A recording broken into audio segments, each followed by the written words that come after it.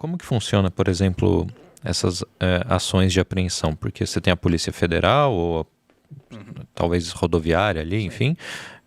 Você tem a Receita Federal e aí tem o seu lado, que é um escritório de advocacia que representa partes interessadas, né? Exato. Existem duas formas principais de acontecerem investigações, operações, enfim. A primeira é quando a gente se depara com alguma informação, a gente apura, a gente faz a investigação e informa a Polícia Rodoviária Federal, principalmente, e a Receita. A Polícia Federal, PF, ela também atua, ela inclusive faz os inquéritos criminais, mas ela geralmente só atua em casos que envolvem quantidades maiores, né? Uma apreensão muito grande, enfim.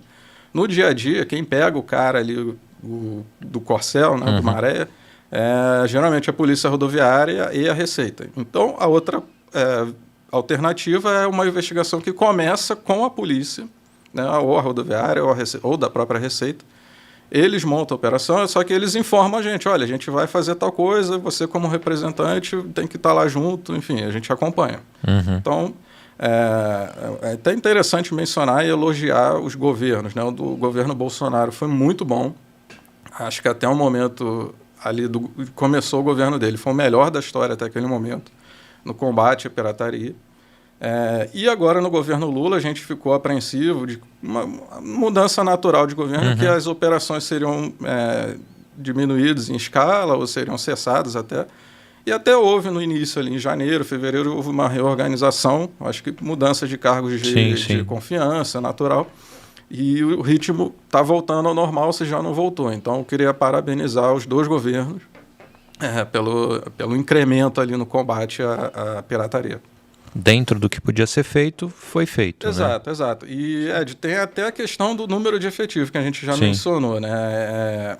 É até difícil, é compreensível, né? Você tem no Porto de Santos, por exemplo, você tem, sei lá, dezenas de navios, cada navio tem centenas, milhares de containers. Você teria que ter ali um efetivo só no Porto de Santos, sei lá, 100 pessoas, 200 pessoas, e tem 15, 20, né? Só em um porto.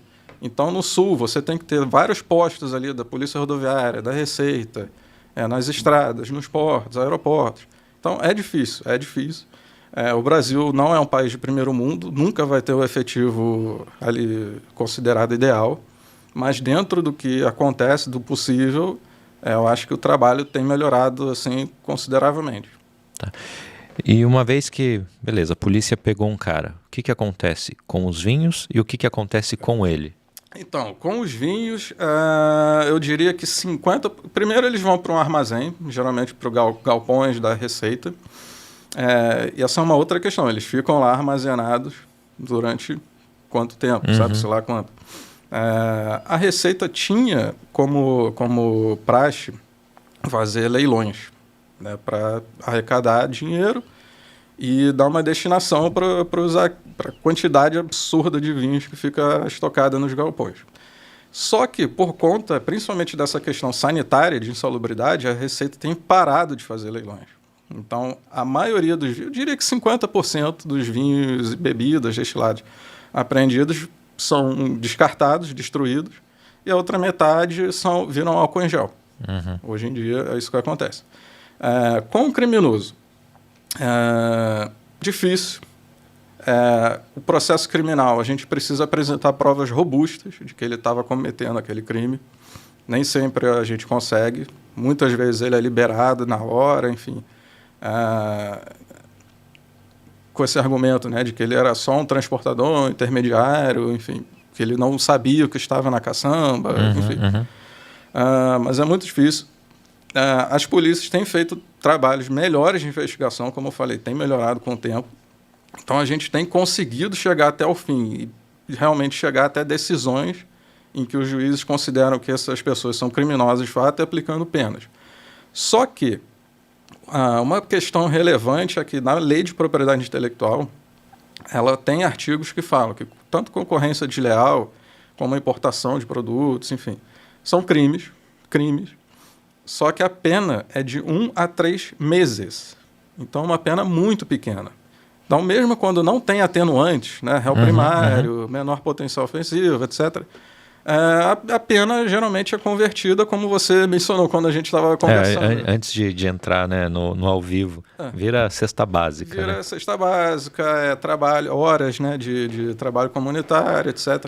Então, assim, para o pequeno transportador ali, talvez seja até o necessário para o cara, enfim, se conscientizar. Mas para o cara que... Não inibe ninguém uma pena dessa. Ninguém. Né? O cara que está fazendo carreira ali no crime, ele não está nem aí para isso. E não é nem uma questão de informação, né? Às vezes muitos criminosos não sabem nem que é crime, que tem pena, qual é a pena. Nesse tipo de crime, os caras sabem qual é o risco deles. Né? Quem faz com frequência, eles sabem. Então, é uma pena muito pequena, de fato. Existe um projeto de lei 333/99, que foi apresentado no Congresso em 1999. Até hoje ele está correndo, que aumentava essas penas de 1 a 4 anos de reclusão. Em 2018, o próprio Senado aprovou esse projeto, aumentando até o período mínimo de 2 a 4. Só que de 2018 para cá ele está parado na Câmara. Então, ao invés de aquela coisa, né, qual é a forma legítima? Né? Ninguém gosta de pagar imposto. Então, vai no Congresso, manda um e-mail lá para o seu deputado. Fala, olha, aprova esse projeto, interessa a todo mundo. Né? Não tem ideologia ali envolvida, é crime. Claro. Né? Combater o crime. Então está lá um projeto pronto, bonito, para ser aprovado. Né? Não custa nada. Até uma coisa interessante para o governo mostrar, olha, aqui aprovamos um projeto relevante que vai combater um crime que está muito em voga. Né? E interessa muito pouca gente esse crime aí. Né?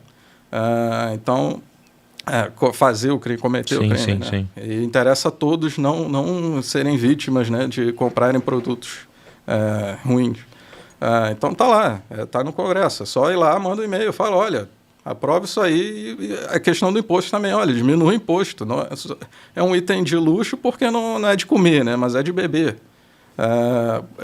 Pode ter um imposto menor, não precisa ser 60% de imposto de importação. E culturalmente no Brasil é muito diferente da Europa, né? O imposto lá é de alimento. Ele considera o vinho um alimento. Então é comum, né, vinho custar mais barato que água em restaurante, né? Mais barato que suco, que refrigerante. Precisa ser tratado dessa forma no Brasil? Talvez não. Só não precisava ser tão leonino, né? Não, é absurdo. Você pode ter escalas ali. Um vinho até R$100 paga X, um vinho até 200 paga 2X, 300 paga 3X. Enfim, não precisa ser um valor fixo para todos, né? Então, um vinho que como você estava falando, 5 euros, 10 euros na Europa, aqui custa 300. Só por conta do imposto, do transporte, do risco, Brasil. Enfim, é complicado.